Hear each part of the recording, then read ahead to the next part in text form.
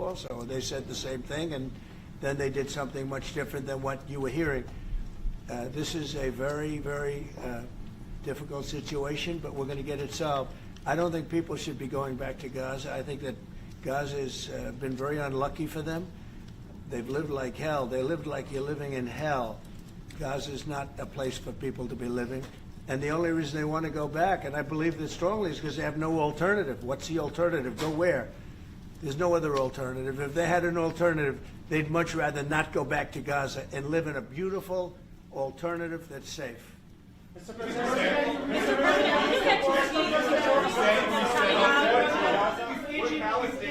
Peter?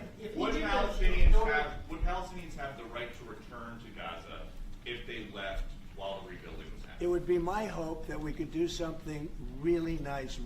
The place has been hell. It's been one of the meanest, toughest places on earth. And can't live there. So if we can build them through massive amounts of money supplied by other people, very rich nations, and they're willing to supply it.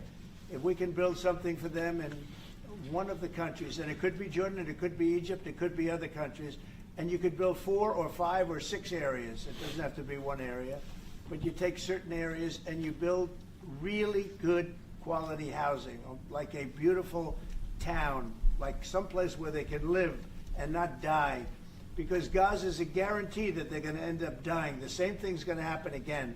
It's happened over and over again, and it's going to happen again as sure as you're standing there, Peter. So I hope that we could do something where they wouldn't want to go back. Who would want to go back?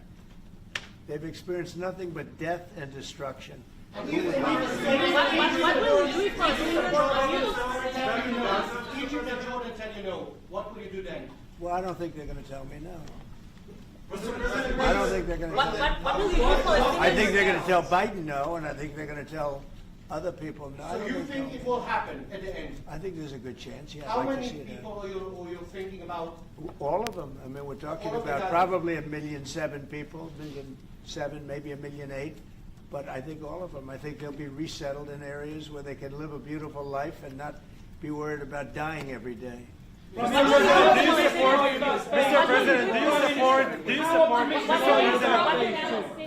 President, do you support building settlements, Jewish settlements back in Gaza in the next years? Say it. Building settlements, Jewish settlements back in Gaza in the next year. Do you support this idea? I don't see it happening. It's too dangerous for people. Nobody can go there. It's too dangerous. Nobody wants to be there. Warriors don't want to be there. Soldiers don't want to be there. How can you have people go back? You're saying go back into Gaza now? The same thing's going to happen. It'll only be death. The best way to do it is you go out and you get beautiful, open areas with the sunlight coming through. And No, that's not what I meant. Something I meant nice. building Israeli They are not settlements going to back want in Gaza. They are not going to want to go back to Gaza. Prime Minister Netanyahu, what is your message to the families of the hostages that look at this deal, that are worried that this deal won't go through? What do you say to them at this moment? Same message I said from the beginning of the war. Get them out, get them back. You got over 70%, close to 75% of the people who everybody believed will not get out. We got them in successive deals, and most recently with the help of President Trump. We're not going to give up on any of them, and we're not going to give up on our other war aims. Hamas is not going to be in Gaza, and we're going to get everyone back. And you would not have. Prime Minister, how optimistic are you about reaching phase 2 of the ceasefire? How optimistic are you about that happening? Well, we're going to try. That's one of the reasons, one of the things we're going to talk about here. And if we, you know, when Israel and the United States work together, and President Trump and I work together, you know, the chances go up a lot. It's when we don't work together, Israel and the United States don't work together, that creates problems like between us and occasionally in the last few years, to put it mildly. They saw their life. Then it's more difficult. When we cooperate, isn't it the right chances time are to good. quit once and for all? Say it. Now that Iran is so weak, isn't it the right time to hit their nuclear facilities once and for all? So you say Iran is so weak. I appreciate you saying that. They're not weak. They're very strong right now, and we're not going to allow them to have a nuclear weapon. It's very simple. You know, I signed a very strong proclamation. Iran was in big trouble when I left. They were broke. They didn't have money for Hamas. They didn't have any money for Hezbollah. You had no problem. October 7th could have never happened. When I left, October 7th could have never happened. And frankly, Russia and Ukraine, as I said, could never have happened. They became very strong very fast. They sold massive amounts of oil to China and everybody else who would not buy the oil when I was president, because we said, don't buy the oil. And they became very rich very quickly. But they're not weak.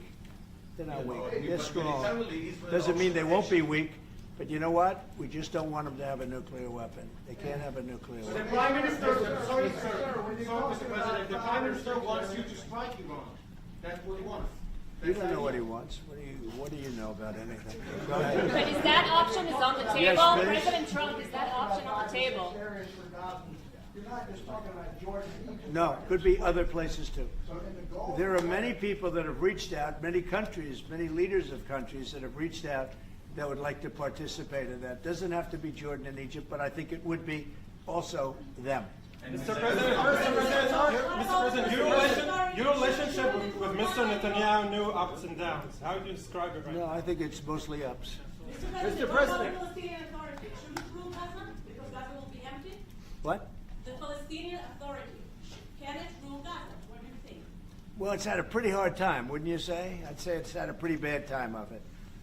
Mr. Okay. President, Qatar has, you've criticized them in the past as a funder of terrorism, so as the Prime Minister. Do you think they're part of the solution or part of a problem moving forward? I think they're trying to help everything they can. Very tough situation, but they are absolutely trying to help. Will you Okay, visit Israel? thank you very much, everybody. Guys, come on. Let's go. Let's go. Let's go, guys. Yes, let's go. Let's move.